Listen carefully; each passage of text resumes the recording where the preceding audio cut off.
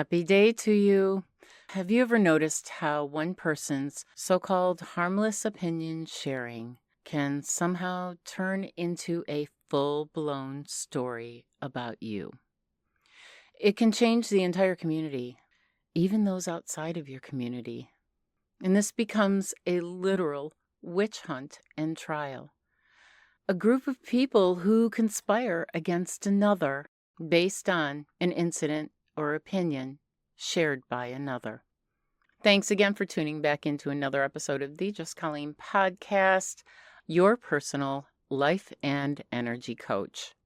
All right, let's get into it. You're just out there. You're minding your own business. You're doing your own thing, right? And suddenly something happens and you're now that person. You know, the one that everyone seems to have those feelings about. But no one really says why, nor do they come right out and say something to you. It's kind of like, wait, did I miss that memo? So it usually starts small.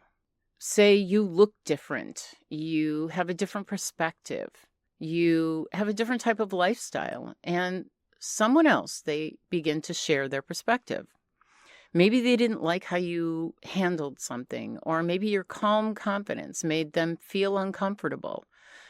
Again, maybe you look different, you're too pretty, you're too stylish, or not enough. And instead of reflecting on that, they start talking, they start venting, they start expelling their opinion. And a few ears catch it, a few minds, they start to shift. And before you know it, you're not just a person anymore. You've now become a story. And the hardest part, well, that story, it isn't even yours. Then you start feeling it. People begin to act different. People become distant. And even your conversations with people, they change. And then, someone gives you that, I've heard something look. Yeah, you know it. And what happens then is you start questioning yourself. Maybe, did I do something wrong? Or did I share with the wrong friend? Should I maybe have not been so emotional or explained myself better? And now, do I confront the situation or do I just let it go? That whole conundrum. So we're going to talk about what is really happening here. So remember, this isn't about truth. It's about influence. It's about people influencing these flying monkeys. See, when you're the one person who shares your opinion as if it's a fact, and you want to gain the camaraderie of others, the others will jump on board. It's not a reflection of who you are, though. It's a reflection of how easily people will trade sincerity for a sense of belonging. Because as humans, we love to bond over shared opinions, right? It's our way of connecting. But when those opinions come at the expense of someone else's character, this is not bonding. This is bias. This is rumors. This is gossip. So if you have been that singled out person at one point or another, or even now, here are a few things that you can hold close. Remember to stay centered in your own truth. You don't have to chase every rumor, and you don't need to defend every version of the story they're telling. You know who you are. And people who truly know you, or those who refuse to listen, they'll feel the truth without needing any explanation. And if not, well, you know how the story goes. Let them.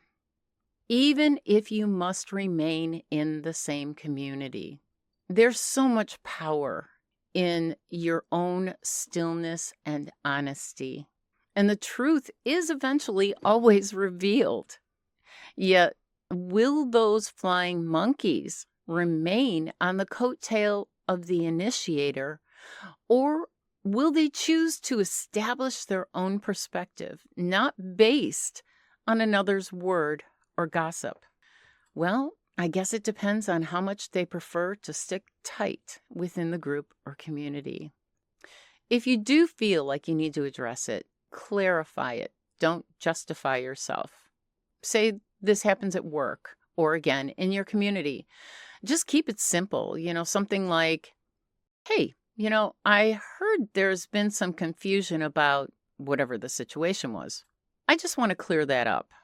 The hard part is, don't be defensive. Don't be emotional. Just be clear. You're not trying to convince anyone. And that's the hard part, because you feel like you need to convince people. This isn't what happened. This isn't who you are. So what you need to do is simply put the truth on the table. How do you lay the table out? You have fork, knife, spoon, plate, napkin. That's it. And then walk away from it with peace. Don't hold onto any additional questions. And then from that point forward, choose who gets that access to you. You don't owe anyone your energy. And you don't need to keep showing up for people who'd rather listen to the noise that's projected by another than to you. Your boundaries, they aren't walls. They're just saying, I choose peace over proving the cloudiness. Maybe if you can, go out there and find some equally grounded people. There's always someone out there who sees through the fog. Spend time with those people who remind you of who you are. The ones who they don't get swayed by other people's whispers, because the right people never need convincing. Now, don't become their mirror. These people need to look in their own mirror. You don't need to look in their mirror. Because when you're hurt, it's so tempting to defend yourself by fighting back. But the truth is, when you defend yourself by fighting back, being defensive, you have now added fuel to their fire. So instead, do your best to respond with grace. That's how you can break the cycle. Maybe not with others, yet letting go within yourself. That's the real power. That's true superpower. And that's quiet leadership, even if no one around is clapping for it. The deeper layer of this is what I call the people project. So they form opinions, not from what you actually did, but from what they feel from your presence, no matter how near or far away you are. Really. And if your peace or request for peace feels threatening to them in their chaos, they're going to call you cold. They're going to call you crazy. They're going to say that they're not doing anything wrong. And if your confidence reflects on their insecurity, they're going to call you arrogant. They're going to call you the prima donna. They are going to call you the princess. Pretty much no matter what you say or do to these people at this point, they have formed a group mentality perspective. And again, it's flying monkey syndrome. And you being kind and caring to those flying monkeys, well, the king or queen monkey is going to put those flying monkeys back into their place with his or her perspective if they feel that anything is not going their way. So you see now, most of what is said about you, it isn't really about you. It's about their insecurities, because you're different. You're going through things that are different, and you see things differently. So don't internalize it. Go ahead, take a step back and observe it and let it go. I know that's the hard part. You're such a loving, caring, helpful person, and you want to be there to care and love and help. Maybe take a step back and take that desire to care and be helpful and love, and turn that projection onto yourself for healing. Here's your takeaway for today. Your truth doesn't lose its power just because it's misunderstood.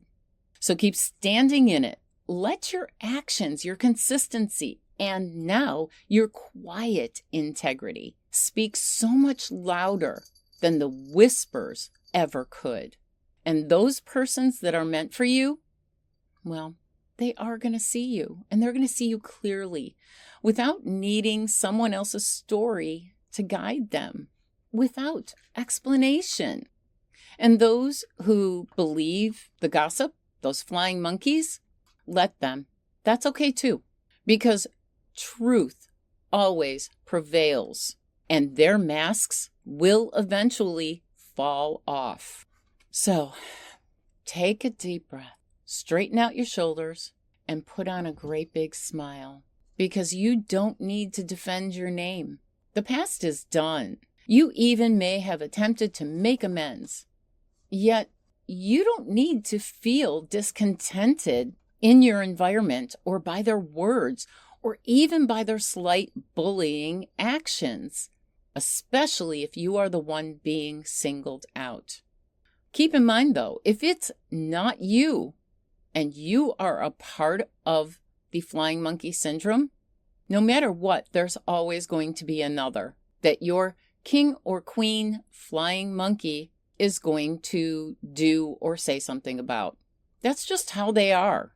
So you either accept it or you don't. What you need to do is just keep living in a way that honors you.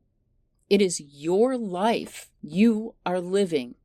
Make it a happy one. Okay, until next time, this is just Colleen reminding you that sometimes your silence, it isn't weakness. It's a superpower. It's wisdom. Thanks again for tuning in to another episode of Just Colleen, and have a fantabulous day.